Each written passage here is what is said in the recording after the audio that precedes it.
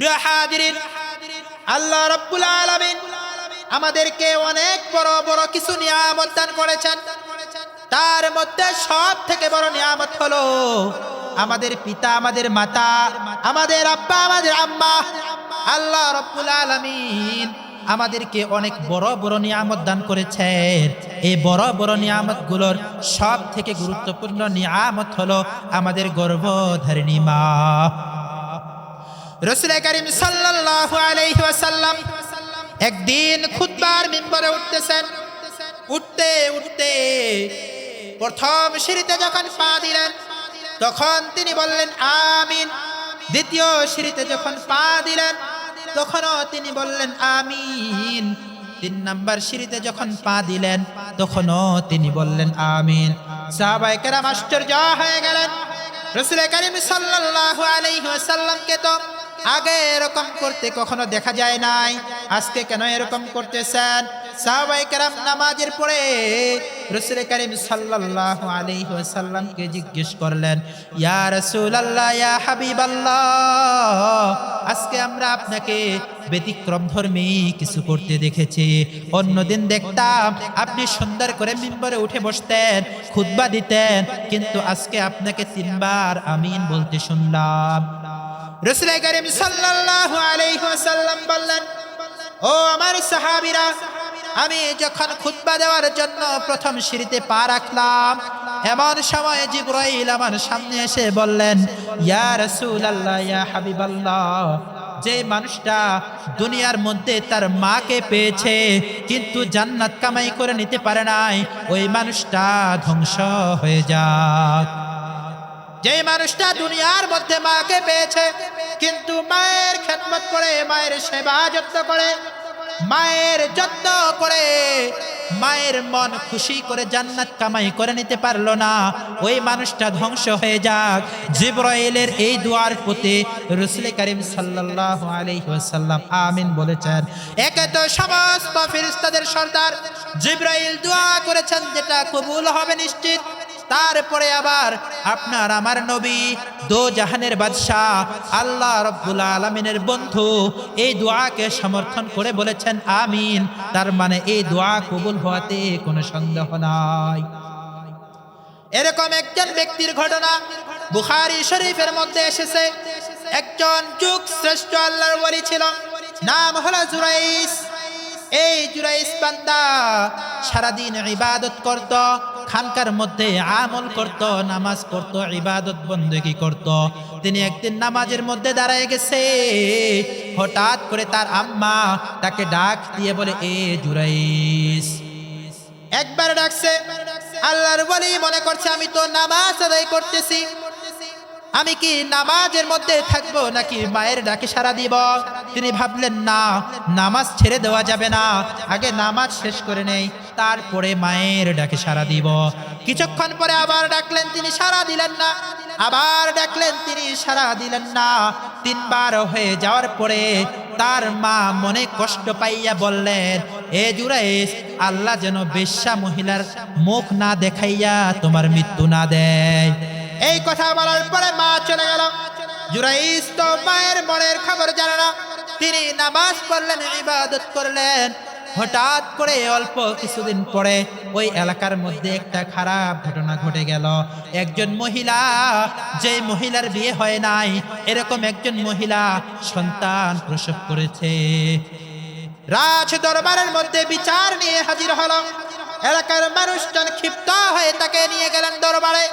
রাজা মশাইয়ের কাছে পরিচয় দিয়ে বললেন, জনাব, এই মহিলাটা আমাদের এলাকার একজন মহিলা, এই মহিলাটা অনেক খারাপ, তার বিয়ে হয় নাই, সে খারাপ কাজ করেছে, জেনার কাজ করেছে, তার গর্ভে সন্তান এসেছে, এই সন্তান সে প্রসব করেছে। বাদশা বললেন, কি বলো? হ্যাঁ। মহিলাকে নিয়ে আসা হলো। মহিলাকে জিজ্ঞেস করা হলো, এই সন্তান কার? এই মহিলা এখন কি বলবে সন্তান কার? বললেন, গ্রামের অমুক খানকার মধ্যে যে আল্লাহর ওলি থাকে জুরাইস, এই সন্তান হলো ওই জুরাইসের। বাদশা বললেন, কি বলো? আমরা তো জানি সে অনেক বড় আল্লাহর ওলি, অনেক বড় ইবাদতকার, অনেক বড় আবেদ, অনেক বড় বুজুর্গ। ওই মানুষটা ভিতরে ভিতরে এত খারাপ, তোমার সাথে আকাম করেছে, জেনা ব্যভিচারের কাজ করেছে। এই সৈন্য দলের লোকেরা তোমরা যাও, তার খানকা ভেঙ্গে চুরে চুরমাচার করে দাও, তারপরে তাকে হ্যান্ডকাপ লাগিয়ে রাজ দরবারে নিয়ে এসে বিচারের কাঠগড়ায় দাঁড় করাও। জুরাইসকে নিয়ে আসা হলো রাজ দরবারে। জুরাইসকে ডাক দিয়ে বলা হলো, জুরাইস, আমরা তো তোমাকে অনেক বড় ওলি মনে করতাম, তোমাকে অনেক বড় বুজুর্গ মনে করতাম, কিন্তু তুমি ভিতরে ভিতরে অনেক খারাপ, অনেক খারাপ, অনেক নোংরা। তুমি জেনার কাজ করেছ, ব্যভিচারের কাজ করেছ। জুরাইস বলে, কি বলো? আমি তো কখনো এই কাজ করি নাই, আমি কখনো খারাপ কাজ করি নাই, আর এই মহিলাকে আমি কোনোদিন দেখি নাই, এই মহিলার সাথে কোনোদিন আমার পরিচয় হয় নাই। ঠিক আছে, তোমরা যখন বলতেছ, ওই সন্তানটা কই? এই সন্তানটাকে নিয়ে আস, এই সন্তানটাকে আমার কাছে নিয়ে আস, সন্তানটাই বলে দিবে তার পিতাকে। বাদশার হুকুমে সন্তানটাকে জুরাইজের সামনে নিয়ে আসা হলো। জুরাইজ আল্লাহ রাব্বুল আলামিনের কাছে তাওয়াক্কুল করে, দোয়া করে, ইস্তেগফার করে এই বাচ্চাটার দিকে তাকায় বললেন, ওই নবপুত্র, তুমি বলে দাও তোমার পিতাকে। ছোট্ট বাচ্চা কথা বলতে পারে না, আল্লাহ রাব্বুল আলামিন তার জবান খুলে দিলেন, ছোট্ট কুচি মুখে ছোট্ট জবানে বলে দিলেন, আমার পিতা হলো মুখ রাখাল, আমার পিতা হলো মুখ রাখাল। সবাই আশ্চর্য হয়ে গেল, কি বলে? এই ছোট্ট বাচ্চা কথা বলে কিভাবে? আর এই ছোট্ট বাচ্চা রাখালের কথা বলল। ওই মহিলাকে আবার জিজ্ঞেস করা হলো, তুমি সত্যি কথা বলো, তোমার সন্তানের পিতাকে? ওই মহিলা বলে, মহামান্য রাজা, মহামান্য বাদশাহ, আমার ভুল হয়ে গিয়েছে, আপনি আমাকে ক্ষমা করে দিন, এই আল্লাহর ওলির কোনো দোষ নাই, আমার এই সন্তানের পিতা হলো মুখ রাখাল। প্রিয় হাজিরিন, জুরাইজের কোনো অপরাধ ছিল না, কোনো দোষ ছিল না, শুধুমাত্র তার মায়ের একটা বদদুয়া ছিল, মায়ের একটু খারাপ লাগা ছিল। মা তাকে ডেকেছে, মায়ের ডাকে সাড়া দেয় নাই, ইবাদতের মধ্যে মগ্ন ছিল, নামাজের মধ্যে দাঁড়িয়েছিল। মায়ের মনে কষ্ট দেওয়ার কারণে তার এত দিনের বুজুর্গি সব কিছু মুহূর্তের মধ্যে ধূলিসাৎ হয়ে গেল, মুহূর্তের মধ্যে সবকিছু শেষ হয়ে গেল। আল্লাহ রাব্বুল আলামিন তার মায়ের বদদুয়াটাকে মুহূর্তের মধ্যে কবুল করে নিয়েছেন। এজন্য আল্লাহ রাব্বুল আলামিন আমাদেরকে যাদেরকে নিয়ামত দান করেছেন, যাদেরকে আল্লাহ রাব্বুল আলামিন মাতা পিতার মতো সম্পদ দান করেছেন, এদের সাথে কখনোই বেয়াদবি করবেন না, এদেরকে কখনো কষ্ট দিবেন না, এদের মনে কখনো আঘাত দিবেন না। আরে ভাই, মা চলে গেলে তো মা পাওয়া যায় না, স্ত্রী চলে গেলে স্ত্রী পাওয়া যাবে, সন্তান চলে গেলে সন্তান পাওয়া যাবে, বউ চলে গেলে বউ পাওয়া যাবে, বন্ধু বান্ধব চলে গেলে বন্ধু বান্ধব পাওয়া যাবে, কিন্তু মা যদি একবার দুনিয়া থেকে চিরবিদায় নিয়ে চলে যায়, এই মাকে আর কখনোই ফিরে পাওয়া যাবে না। প্রিয় হাজিরিন, এমন একজন মা আমাদেরকে আল্লাহ রাব্বুল আলামিন দান করলেন।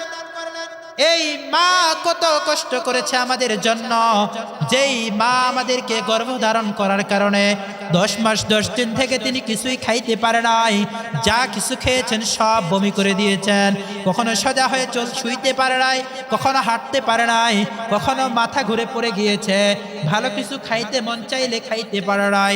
কত কষ্ট করে গর্ভধারণ করলেন, আবার যখন প্রসব করলেন, শরীরের মধ্যে 20টা হাড়কে ভেঙে, 20টা হাড়, 20টা জোড়া ভাঙার কষ্ট সহ্য করে, ব্যথা অনুভব করে, জীবনের ঝুঁকি নিয়ে, জীবনের মায়া মহাব্বত সব কিছুকে বিসর্জন দিয়ে ওই মা আপনাকে আমাকে দুনিয়ার মায়া দেখাইল, দুনিয়ার আলো দেখাইল, দুনিয়ার মধ্যে নিয়ে আসলো।